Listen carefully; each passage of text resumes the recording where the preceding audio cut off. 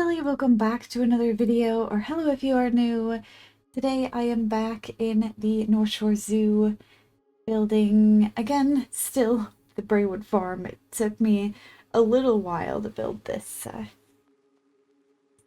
habitat, so yeah, but this is the last episode, and I just mostly work on the country store and kind of get that sorted out a little bit better because I definitely, I think I mentioned in the last video, was feeling a little bit lost on how to decorate the interior, but ultimately I landed on something that I was happy with, so that's where we are.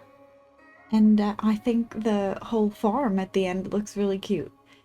So yeah, I think, I haven't fully decided yet, but I may post a short after this video that is just kind of a walkthrough of the farm area, because I think for the most part the things around it are built up except for obviously the city below, but yeah, I might still showcase some of the build that way. I'm still debating though, because I kind of like the idea of just having a shorter Speedbuild series and then the tour at the end, and maybe some shorts from that tour at the end. But yeah, I do build something that I really ended up liking, which was a little hand washing station for the petting zoo, the donkey area. Unfortunately, I couldn't figure out a way to hide the actual hand washing stations in this part that I built, but I do have the hand washing stations next to the little outhouse, and those are functional. So, the petting zoo aspect of the zoo will work here in this habitat. It's just that this front hand washing station is not real. For the guests, at least, that is. But yeah, I wanted to talk about Planet Zoo, Frontier, I should say, put out a survey for Planet Zoo to gauge what features are most important to the community in Planet Zoo 2, and I just took that survey this morning, and wow, they really, I feel like they definitely have been listening and sort of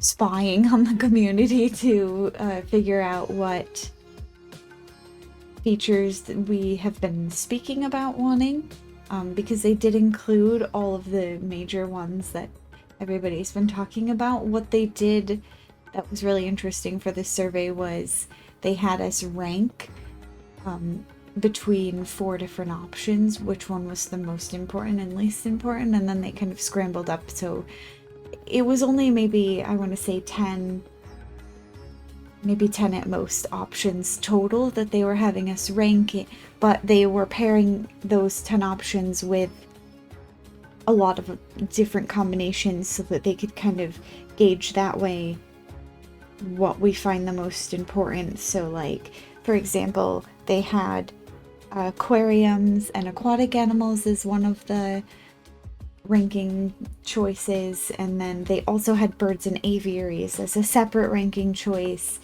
They had management, they had terrain tools, an updated pathing system. One of the features that I really appreciated them having us rank in this was actually the inclusion of all of the Planet Zoo animals in the base game of Planet Zoo 2, and how important that was to us.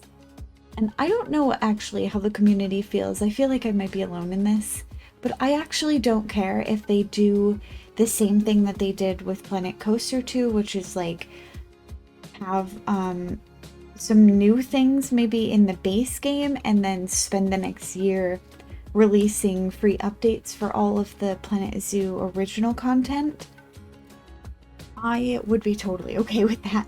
I don't know how anybody else feels though, if they would feel like it's more difficult to build a zoo if you don't have access to all of the animal options that you want, which I do get.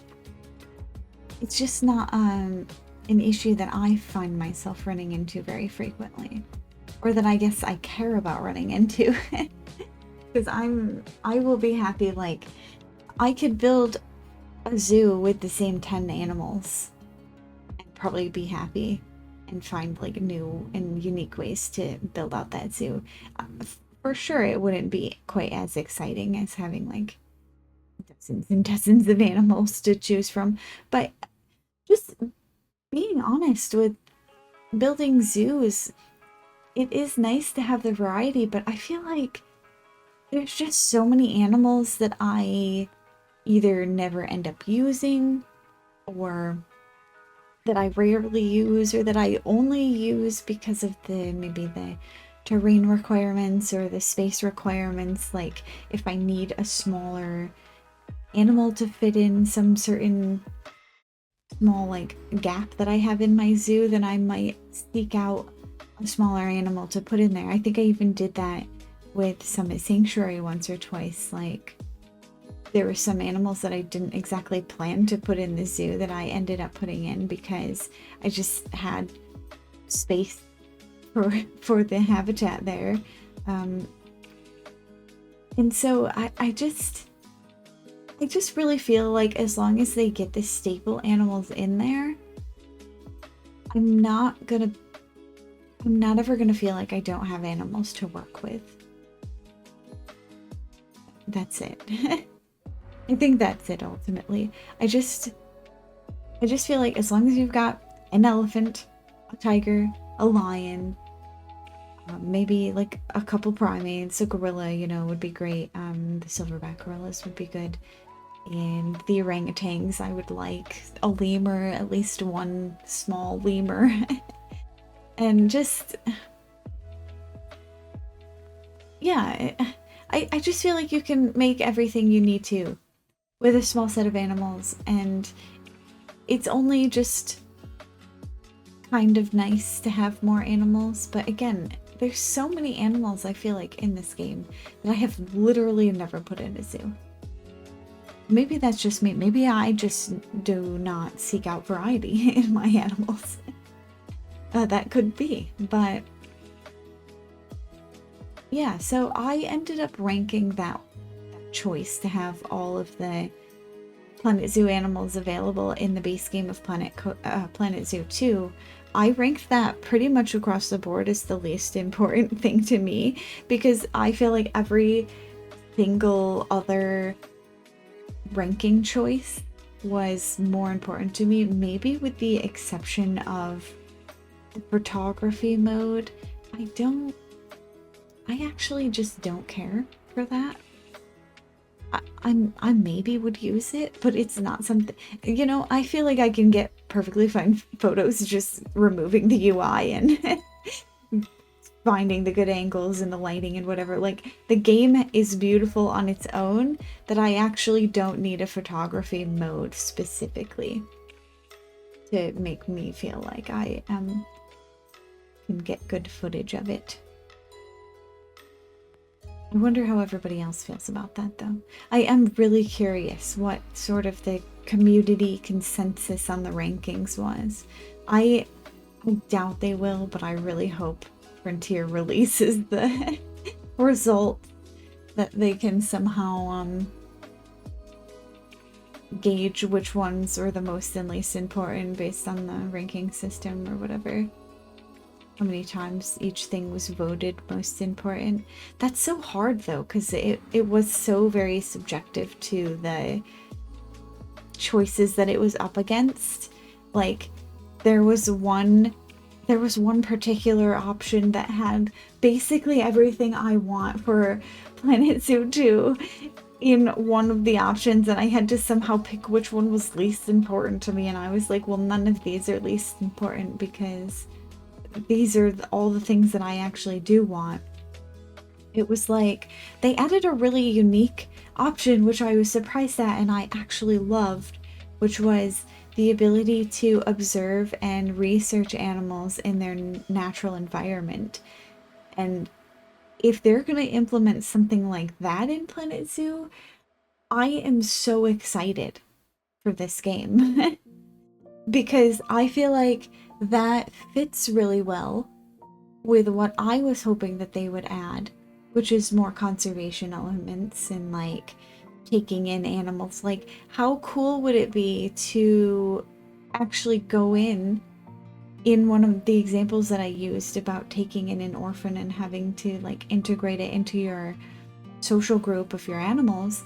How cool would it be to actually be able to like go in and in the forest like find the rescued animal that you need to rehabilitate, even if it's a short cinematic?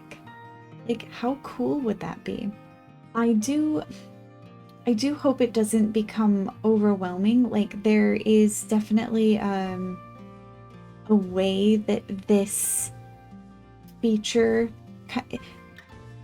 it's a zoo game, so anytime that you're going outside of your zoo to do anything, it runs the risk of like bogging down the game so that it no longer feels like a zoo game, and that's not what I want. I want all of the features to focus or have an end goal of improving the zoo and improving the world's conservation in the way that zoos can, right? So like, I don't want to be like trekking through the forest trying to stop poachers in Planet Zoo 2. I want to sort of have the idea that poachers are in the world and that I, as the zoo manager, am making a difference by taking in animals that have been affected by poaching, or setting up, you know, maybe there's some program where you set up a sanctuary, like a wildlife sanctuary in a particular area or an adjacent area that's known for having poachers, and then you can kind of like manage that side of things and release animals to this like semi-wild sanctuary when they no longer fit in your zoo's like social dynamic for whatever reason. So yeah, I'm excited. I thought there was a lot of cool features that they mentioned possibly implementing for Planet Zoo 2, the terrain tools, the updated paths, the management. Another feature that they kept having us rank that I absolutely did not care for was the ability to go into the staff vehicles. I actually don't care about that literally at all. I think it was like a remnant from Zoo Tycoon 2 where they had like zookeeper mode, which would admittedly be cool, but ultimately is not the way that I play the game, so not a feature that I'm particularly like fiending for. But yeah, that brings us to the end of the episode, so I hope you enjoyed it. If you did, please make sure to give it a like, subscribe if you'd like to see more content from me, because I post Planet Zoo videos every Tuesday and Saturday. Thanks for watching, and I hope to see you in the next one. Until then, bye!